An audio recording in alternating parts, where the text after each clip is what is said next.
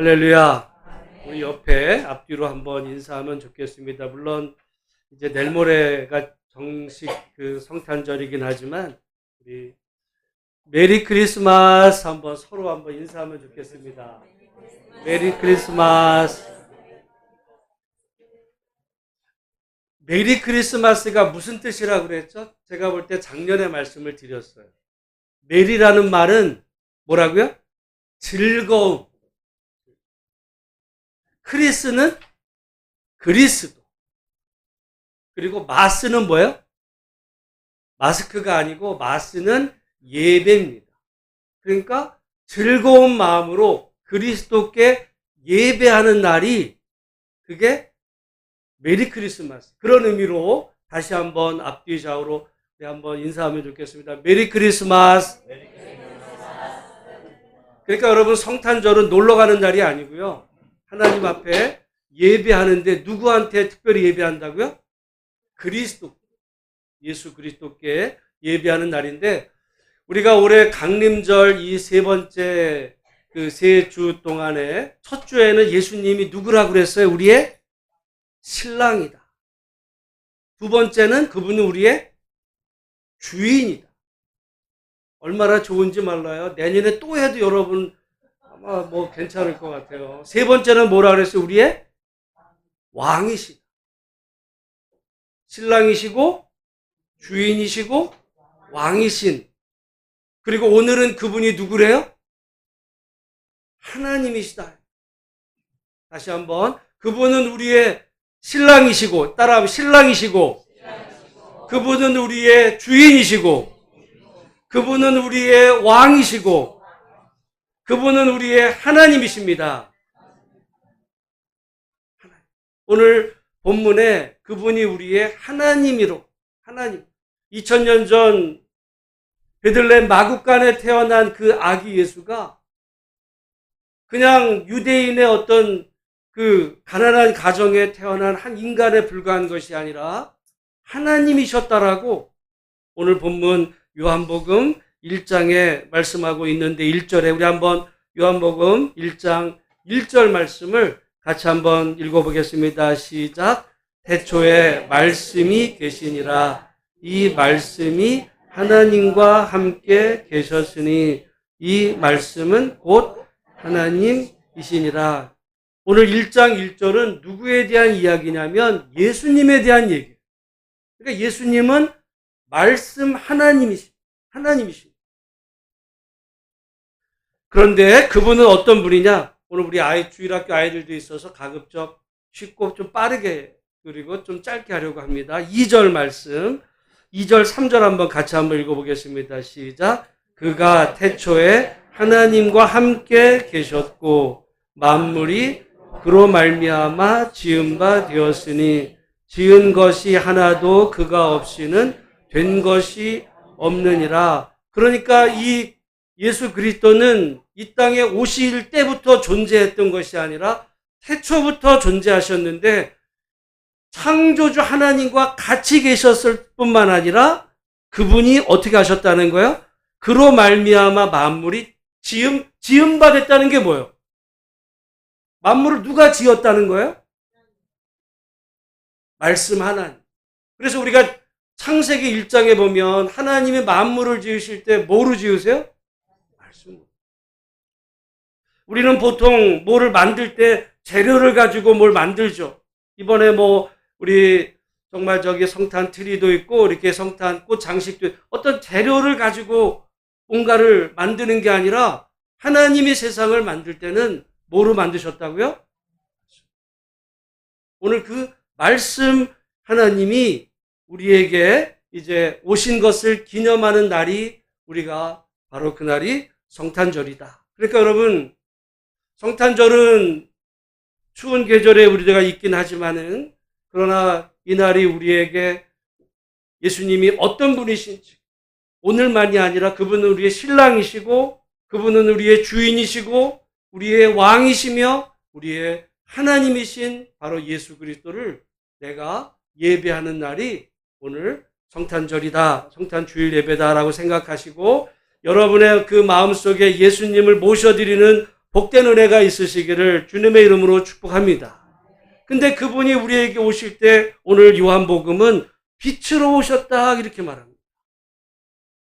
여기 지금 9절 말씀 같이 한번 읽어보겠습니다. 시작. 참 빛 곧 세상에 와서 각 사람에게 비추는 빛이 있어. 그 빛이 누구예요? 예수. 여러분, 우리가 이렇게 날이 맑을 때는, 그리고 날이 환할 때는 빛이 잘 보여요, 안 보여요? 여러분, 우리가 이렇게 환하게 이렇게 오늘 서로를 알아볼 수 있는 건 뭐 때문이에요? 빛 때문이에요. 그러나 여러분, 우리가 이 밤에 보면 온 세상이 깜깜해졌을 때 하늘을 보면 달빛, 별빛, 어떤 그 불빛이 환하게 비추듯이 사실 빛은 어떤 역할을 하냐면 어둠을 밝히는. 예수님이 오늘 본문에 빛으로 오셨다는 이야기는 어두운 세상에 빛으로 오신, 밝히기 위해서. 예수님이 없는 세상은 그러니까 어떤 세상이에요? 어둠이었다 이야기합니다. 여러분, 하나님이 세상을 만들 때 세상은 본래 기쁜 동산이었어요. 우리가 창세기에 보면 만든 동산 이름을 뭐라 그래요? 에덴 동산. 에덴이란 뜻이 뭐냐면 기쁨입니다. 원래 에덴 동산은 기쁨이었고 하나님이 만드신 처음 세상은 정말 기쁨으로 넘친 축복된 세상이었어요. 그러나 그 세상에 어둠이 오고 문제가 생긴 것은 하나님이 본래부터 그렇게 만들었기 때문이 아니라 뭐 때문에? 죄가 들어옴으로 에덴 동산이 이제 그 죄가 넘치는 세상이 되었고 결국은 쫓겨나게 되죠. 세상은 어두운 세상이 되어버렸습니다. 그 어두운 세상에 빛으로 오셔서 우리에게 빛을 보여주시고 어둠 속에서 새 희망을 갖게 하시기 위해 이 땅에 2000년 전에 예수님께서 오셨다. 오늘 성탄 우리 주일 예배를 드리면서 혹시 여러분의 인생과 마음 속에 아직 어둠 가운데 있다면, 아직 내가 이 터널을 지나는 것 같은 어떤 문제의 울타리 속에서 갇혀가지고 앞이 잘 보이지 않는 어둠 가운데 있다고 한다면 빛으로 오신 주님, 우리에게 새 희망을 주시기 위해서 오신 예수 그리스도를 여러분의 마음의 인생에 주인으로 모셔드리는 은혜가 있기를 주님의 이름으로 축복합니다. 그저 단순히 예수님은 우리가 이 땅에서 예수 믿다가 죽은 다음에 천국으로 우리를 인도하기 위해서만 오신 게 아니에요. 어두운 세상에 살아가고 있는 우리에게, 어둠에 있으면 여러분 만약에 어둠 속에서 우리가 길을 가면 길을 제대로 갈 수 있습니까? 없습니까? 없어요. 돌불에 걸어 넘어지기도 하고 어떤 모퉁이에 걸려서 부딪히기도 하고 걸어갈 수가 없어요. 마치 우리 인생이 예수님이 없는 인생은 그와 같습니다. 그런 인생에 빛으로 오셔서 우리가 어떻게 살아야 되는지, 어떤 인생의 목표를 가지고 살아가야 되는지에 대한 의미를 주시기 위해서 예수님 이 땅에 오셨다는 사실을 여러분 분명히 기억하는 은혜가 있기를 주의 이름으로 축복합니다. 요즘 우리가 수요일 날 전도서를 보는데 지난 우리 수요일 날 전도서 9장에 보면 이런 말이 있어요. 산 개가 죽은 사자보다 낫다. 한번 따라하겠습니다. 산 개가 죽은 사자보다 낫다. 여러분 사실 우리는 사자를 잘 몰라요. 우리 한국에는 사자보다 더 익숙한 그 짐승이 뭐예요? 호랑이. 여러분, 호랑이가 옛날에 만약에 진짜 어떤 산에서 어흥하고 한번 소리를 내면 개들은 오줌을 지려요. 비교할 수 없어. 개와 호랑이. 근데 그 개가 호랑이보다 지금 낫다는 거예요. 근데 어떤 개? 산 개가. 어떤 호랑이? 죽은 호랑이. 여러분, 살아있다는 게 얼마나 소중하고 의미가 있는지 저는 하나님의 나라도 마찬가지라 생각합니다. 죽은 다음에 가는 하나님의 나라를 꿈꾸기 전에 살아있을 때 하나님의 나라를, 살아있을 때 경험하는 하나님의 나라가 죽은 다음에 우리가 원하는 그 하나님의 나라보다 더 낫다. 믿으시기를 주님의 이름으로 축복합니다. 여러분, 살아있는 동안에 하나님의 나라를 경험하지도 못하고 알지도 못하면서 죽은 다음에 있을 걸 어떻게 아세요? 산 개가 죽은 사자보다 나은 거예요. 내가 살아있을 때 경험하는 하나님의 나라. 하나님의 나라가 뭔지, 하나님이 우리에게 빛으로 오셔서 우리의 삶의 인생에 희망을 주시고 우리에게 길을 보여주시고 우리를 인도하시는 그 주님과 함께 살아있는 동안에 이리 비틀거리고 저리 헤매면서 그냥 이렇게 아무렇게나 살다가 주일 되면 예배 와가지고 내가 죽으면 천국 갈 거야. 이런 어떤 막연한 기대 속에 내 마음대로 사는 그런 인생이 아니라 정말 우리에게 빛으로 오셔서 희망을 주시고 살아있는 동안에 하나님을 경험하며 하나님의 자녀답게 사는 길이 무엇인지 우리에게 말씀으로 가르쳐 주시는 그 주님을 이번 성탄절에 모셔드리는 복된 은혜가 있으시기를 주님의 이름으로 축복합니다. 그 주님이 우리에게 오셨을 때 사람들은 두 가지로 반응해요. 하나는 그 주님을 모셔드린 사람과 그 주님을 거부하는 사람들. 오늘 본문에도 그 얘기를 해요. 오늘 본문 10절, 11절 말씀 같이 한번 읽어봅니다. 시작. 그가 세상에 계셨음에 세상은 그로 말미암아 지은 바 되었으되 세상이 그를 알지 못하였고 자기 땅에 오매 자기 백성이 영접하지 아니하였으나 우리가 복음서에 보면 그 자기 땅에 왔던 그 유대인들이 예수님을 거부하는 그 얘기를 우리가 복음서 내내 보고 있어요. 어떤 사람들이 주로 거부합니까? 바리새인들이 거부해요. 왜? 바리새인들은 율법, 자기들의 고정관념에 꽉 차 있어요. 그러니까 예수님의 어떤 그 새로운 길을 도저히 받아들일 수가 없어. 자기만의 세계에 갇혀가지고. 그게 어둠이거든요. 나름 자기는 신앙생활 잘한다고 생각했어요.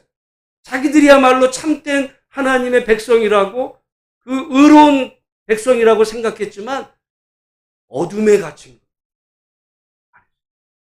오늘 여러분 우리가 그리스도인이라고 할지라도 어떤 자기만의 의에 갇혀 살면 여전히 우리는 어둠 속에 헤맬 수도 있어요. 예수 믿으면서도 얼마든지 어둠 속을 헤매는 인생이 될 수 있다는 거. 두 번째, 바리새인만이 아니라 사두개인들도 거절합니다. 여러분, 사두개인들은요, 당시 종교 지도자, 성직자, 바리새인들은 성직자가 아니에요. 사두개인들이 성직자입니다. 오늘 우리 현대화된 사회상에서는 가령 목회자가 있고 예를 들어 정치가가 있으면 정치가가 위라고 생각을 하는데 고대로 올라갈수록 성직자가 세상 정치가보다 위였어요. 그거를 증명해 주는 게 어디였냐면 인도의 카스트 제도에 보면 맨 위에 브라만이 있습니다. 브라만이 힌두교의 사제예요. 그 다음 크샤트리아가 왕들이에요. 왕보다 사제가 더 위에요. 그러니까 이 사두개인들은 예수님 시대 사두개인들은 성직자로서 온갖 부귀영화 권세 완전히 모든 것 세상에서 다 누린 왕보다 더 위라니까요. 그 사람들에게 뭐 새로운 어떤 그 하나님의 길이라든지 어떤 새로운 어떤 삶에 대한 그런 마음이 없어. 이미 자기는 다 세상 모든 권력과 부귀영화를 다 가졌는데 바리새인들은 자기의 의에 갇혀서 예수님을 거부했다면 사두개인들은 세상의 부귀영화에 이미 취해가지고 예수님이 필요 없었어요. 오히려 예수님이 성전에 들어와셔서 이 매매하는 자들의 상을 들러부셨을 때 그들이 본격적으로 화를 냅니다. 왜? 거기는 자기네들의 세상 말로 나와바리였거든요. 거긴 자기네들의 밥그릇이었던 거를 예수님이 들러엎으니까 그때 화를 내요. 그래서 거부합니다. 또 우리가 복음서에 보면 어떤 어려서부터 하나님의 말씀대로 철저하게 살아왔다고 자부했던 어떤 사람이 어느 날 예수님을 만나요. 예수님께서 그에게 내 가진 모든 것을 가난한 자에게 나누어주고 그리 와서 나를 따르라 했을 때 한평생 믿음 생활을 잘했다고 생각했던 그 사람들이 갑자기 슬픈 기색을 띠고 고민하다가 그냥 가버립니다. 왜? 그게 자기 건 줄 알았어요. 여러분, 우리 달란트의 비유를 통해서 하나님이 우리에게 주신 모든 것들은 누구 거라는 거예요? 근데 그 자의 문제는 뭐냐면 자기 거라고 생각한 거예요. 그러니까 주님 버린 거예요. 결국 어둠으로 갔습니다. 예수님이 이 땅에 오셨을 때 사람들은 다양한 방식으로 예수님을 거절해요. 어쩌면 오늘 우리도 마찬가지일 수 있어요. 다양한 방식으로 사람마다 그런데 복음서에 보면 그 예수님을 받아들인 사람들이 있어요. 우리가 가령 수가상에 정말 그 힘들게 살아왔던 남편이 5이나 있었던 한 여자, 예수님을 모셔드려요. 삭개오, 한평생 하나님과 별 관계없이 살았던 것 같았던 그 사람도 예수님을 모셔드려요. 여러분, 예수님을 만나기 전까지는 예를 들어 삭개오는 버림받은 사람이고 한 부자 청년은 구원받은 사람인 줄로 알았는데 예수님을 만난 순간 운명이 바뀌어요. 결정적인 이유가 뭐예요? 영접. 어떤 사람들은 예수님을 영접해야 돼요. 오늘 12절 말씀 같이 한번 읽어보겠습니다. 시작. 영접하는 자, 곧 그 이름을 믿는 자들에게는 하나님의 자녀가 되는 권세를 주셨으니 영접해야 돼요. 예수님을 여러분 인생의 주인으로 영접해 드리기를 주님의 이름으로 축복합니다. 누구를 영접한다고요? 주인님. 그 주인님인데 그분이 신랑이신 주인님, 왕이신 하나님이신 그분을 영접한다는 거는요, 받아들이는 거예요. 누구로? 주인님. 그냥 예수를 믿으면 되는 게 아니에요. 예수를 믿는 똑같은 말이에요. 영접하는 자, 곧 그 이름을 믿는다. 그러니까 여러분, 우리가 믿는다는 거와 똑같은 동의어가 뭐예요? 영접한다는 거예요. 근데 우리는 그냥 믿어. 영접을 안 해. 이게 같은 건데. 그러니까 믿는다는 거는 예수님을 어떻게 한다는 거라고요? 영접하는데 누구로? 주인님으로 영접해요. 바로 그 사람을 뭐라고 얘기하냐면 그 사람이 하나님의 자녀다. 여러분, 그냥 교회 다닌다고 하나님 자녀가 되는 게 아니에요. 어쩌면 예수님을 주인으로 영접하지 않으면 내가 하나님의 자녀일까? 자꾸 의문이 들어. 의문이 드는 이유는 아직 영접이 안 돼서 그런 거예요.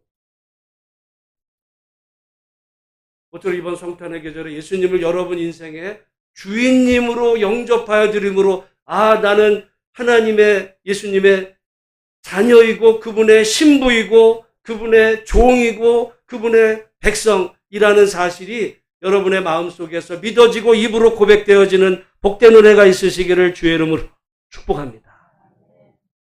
그러면 우리가 어떻게 살아야 되는가? 우리 14절 같이 읽습니다. 시작. 말씀이 육신이 되어 우리 가운데 거하심에 우리가 그의 영광을 보니 아버지의 독생자의 영광이요 은혜와 진리가 충만하더라. 아멘. 무엇이 충만해요? 은혜와 진리. 은혜가 뭡니까? 은혜라는 것은 자격 없는 자에게 베푸시는 하나님의 한없는 호의, 너그러움이죠. 하나님 인색하지 않으세요. 그래서 하나님은 가난한 자나 부자에게 공평하게 비를 주시고 하나님을 믿는 자나 믿지 않는 자에게도 해를 비춰주시는 공평하신 하나님. 우리는 생각할 때 하나님 왜 하나님 안 믿는 사람에게도 비를 주세요? 우리는 우리에게만 비를 주시겠지. 그렇지 않아. 하나님은 공평하다. 왜요? 너그러워. 넓은 줄. 그래서 때로는 하나님을 안 믿는 사람들 중에서도 부자들이 많을 수 있어요. 잘 될 수도 있어. 왜? 하나님은 공평. 그리고 진리는 뭐예요?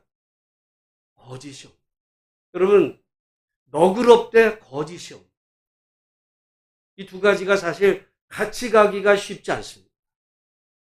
너그럽다 보면 죄를 져도 괜찮아. 이러될 수 있어요. 그럴 수는 없는 거야. 근데 또 너무 진리를 얘기하다 보면 인색해져. 완고해지고. 그럴 수도 없는 거예요. 이 둘을 같이, 이게 꼭 뭐와 같냐면 새가 좌우의 날개로 날듯이 은혜와 진리가 하나님 안에 충만해. 오늘 우리 그리스도인들이 어떻게 살아야 되냐? 은혜롭고 진리. 이 둘이 나눌 수가 없는 같이. 오늘 세상에서 그리스도인들을 바라보는 인식이 굉장히 자기들만 안다. 뭐 이런 어떤 비난의 이야기들이 사실 많아요. 그리스도인들은 너그러워야 돼. 그리고 진리를 따라. 왜? 하나님이 그러신 분. 오늘 성탄에 그분이 누구신가? 사실은 여러분 성탄절 우리가 뭐 어떤 무슨 축제, 기쁨 이거 이전에 왜 기쁨과 메리 크리스마스를 생각하면 정말 우리의 왕이시고 주인이신 그분께 예배드리는 것이 내 마음속에서 즐거워지는 그런 날이어야 되는데 그럼 그분은 누구냐? 항상 그분은 우리의 신랑이시고 주인이시고 왕이시고 하나님. 근데 그분은 은혜와 진리로 충만하신 분이라고 하는 사실을 안다면 여기에서 이제 결론이 나오는 거예요. 우리 어떻게 살아야 돼요? 은혜와 진리가 충만. 은혜라는 게 뭐라 그랬어요? 쉽게 말해 너그러움. 진리는 정직, 거짓이요. 온갖 세상에 여러분 거짓, 그러니까 우리가 세상을 똑바로 바라야 돼요. 거짓말하는가, 진실인가. 분간을 할 줄 알아야 돼요. 분별할 수 있어야 돼. 그러면서도 은혜로. 모쪼록 그럴 때 빛으로 오신 주님처럼 예수님 뭐라 그러셨냐면 너희가 세상의 빛이다. 우리가 빛이 되어야 되는 거예요. 우리가 은혜롭고 진리로 살 때 저렇게 살아야 되는구나 그리스도인들은. 그렇게 돼요. 저 진짜 예수 믿더니 저렇게 사는 거구나.